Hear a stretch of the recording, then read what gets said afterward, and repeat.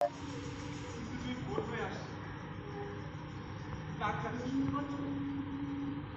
না না, ও কাক নয়। হ্যাঁ, কাক বটে, কিন্তু আকাশে পূর্ণিমার রাত থেকে ভুল করে ডাকছে। দেখো যে, তোমাদের বাসার বাতিগুলো নিভে গেছে, এখানে ভোর হতে বেশ বাকি। ওই দেখো, মনে হচ্ছে কুয়াশা ভরে সূর্যের আভা দেখা যাচ্ছে। এই দিনের আলো নয় রুম্মান, তুমি আরেকটু সময় থাকো। কিন্তু আরেকটু সময় থাকলে তুমি আমি দুজনেই ধরা পড়ে যাবো। আচ্ছা যাও, তবে যাও, নিরাপদে থেকো। তোমাকে ছাড়া থাকতে মোটেও ভালো লাগবে না আমার, তবু তোমাকে যেতে হবে। কে বৃন্দাবাসী?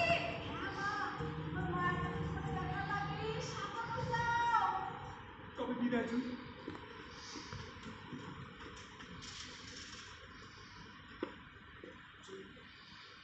তোমার হাত দুটো আরেকবার দেবে আমার হাতে।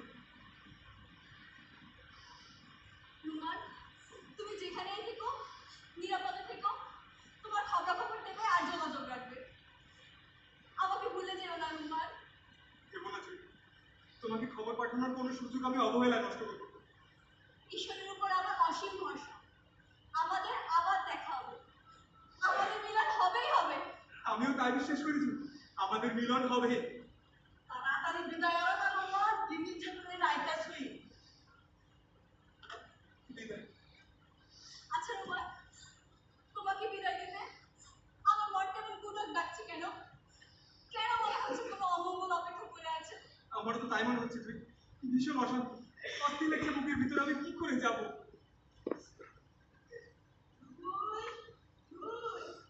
যাও যাও এবার রুম্মান, বেশি কথা বললে ইলাকা নয়, একজনের লাগি অন্যজনের পড়ানো দরদর করে। এবার পড়াও, কি মিঠা করে রাইতা ছুরি। দুই দুই মা দুই মা দুই, তুই উঠে পড়েছিস মা? এত সকাল সকাল? দেখি কি হচ্ছে তোর? শরীর খারাপ? আমি ভালো নেই না, আমি ভালো নেই। আরে মেয়ে আমার, ভাইকে হারিয়ে এখনো কাঁদছিস? কাঁদিস না মা, কাঁদিস না। কাঁদলে তো আর সে ফিরে আসবে না। সব প্রকাশ ভালোবাসাকেই প্রকাশ করে। কিন্তু মা, খুব বেশি কাঁদলে তোর শরীর খারাপ করবে, লোকে তোকে নির্বোধ ভাববে। আমাকে কাটতে দাও মা, আমাকে কাটতে দাও। তাতে তো আর মানুষটি ফিরে আসবে না মা বলি। না ফিরু, আমি তাকে হারানোর ক্ষমতা তো অনুভব করতে পারি। শোন মা, কাঁদিস না, মনকে শক্ত কর। আর শোন, আমি তোর জন্য একটা সুখবর এনেছি। সুখবর? এই দুঃখের সময় সুখবর? বলো মা, তাড়াতাড়ি বলো। শোন মা, আগামী ফাল্গুন মাসে সম্ভ্রান্ত পরিবারের ছেলে পিয়ারি মৌনের সাথে তোর বিয়ে ঠিক করা হয়েছে। কি বলছো মা? এ মাসে আমার ফাইনাল পরীক্ষা, তুমি বিয়ে করে তাড়াহুড়ো কেন করছো? তাড়াহুড়া কোথায়? ওর বয়সে আমি সন্তানের মা হয়ে গিয়েছিলাম। তোমার সাথে আর আমার সাথে এক হলো? আমি পিয়ারি মোহন, ও আমার চেয়ে বয়সে অনেক বড়। শুধু টাকার জন্য আমি ওকে বিয়ে করতে পারবো না। না না, এ কিছুতেই হবে না। এত বড় সাহস তোর কবে হলো তুই? তোর বাবার মনের সাথে অমত করিস? তুমি আমার হয়ে বাবাকে বলে দাও আমি এই বিয়েতে রাজি নই।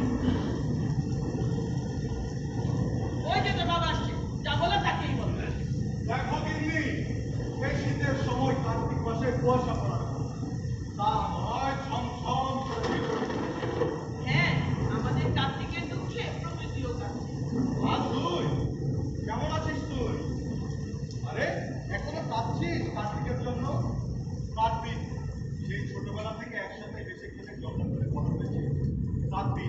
সে তখন থেকে ওকে বোঝানোর চেষ্টা করছে, কিন্তু বুঝতে চাইছে না কিছুতেই। আহারে মেয়ে আমার, কত নরম মনো, কি করে সংসার করবে মেয়েটা?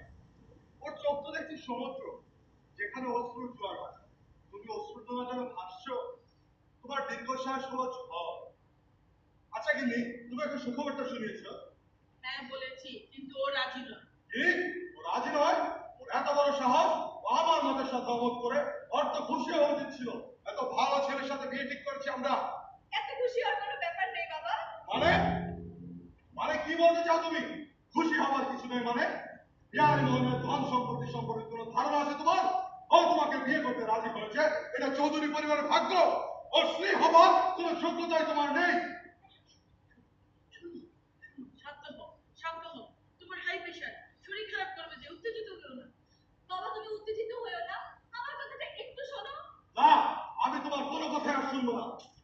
আমার মুখের উপর কথা বলতে পারো সেটা আমি কল্পনাও করতে পারিনি। হ্যাঁ কিন্তু ছোটবেলা থেকে ওর কোন আবদারটা আমরা অপূর্ণ রেখেছি। যখন যা চেয়েছে তাই দিয়েছি। কত যত্নে লালন পালন করে বড় করেছে আমার একমাত্র সন্তানকে। এরকম এই পরিণাম, ও যেন আশীর্বাদ নয় অভিশাপ হয়ে উঠেছে আমাদের জন্য। কথাটা তো সবের লাগে এগুলো নিজে না যতটা দায়ী আপনি যাতে বেশি দেয়। সব থাকো পণ্ডিত, দীর্ঘদিন যাবত এই বাড়িতে থেকে একেবারে খাড়ে উঠে বসে আছো। সব বিষয় না তোলাও। আপনি খারাপ কিছু করতেছেন না কথা। না, তুমি খুব ভালো কথা বলেছো। তোমার সব ভালো কথা তুমি তোমার বোনদের আসলে কেবল আমার সামনে নয়। শোনো, শান্ত হও, শান্ত হও। তুমি বেশি রেগে গেছো, তোমার শরীর খারাপ করবে যে। রাখবো না মানে তোমরা সবাই মিলে আমাকে পাগল করে ছাড়তে দেখছি। দিনে রাতে কাজে বিশ্রামে আমি শুধু আমার মেয়ের মঙ্গল কামনা করেছি আর চোখ তুলে খুঁজেছি। এখন যখন ওর মতো একটা ভালো ছেলে খুঁজে পেলাম, মেয়ে বলছে কিনা বিয়ে করবে না। বাবা তুমি বুঝতে পারছো না, ওই পিয়ালি মোহন আমার চেয়ে বয়সে অনেক বড়। ওর সাথে আমার মিলবে না, আমাদের সংসার সুখী হবে না। তুমি এখন একই কথা বলছো। আচ্ছা ঠিক আছে, তোমাকে আর বিয়ে করতে হবে না। আরে বাড়িতেও তোমার কোনো জায়গা নেই। পারলে ভিক্ষা করে খাও, রাস্তায় বড় বড়, তাতে আমার কোনো কিছু যায় আসবে না। আমি তোমাকে আমার মেয়ে বলে স্বীকার করবো না।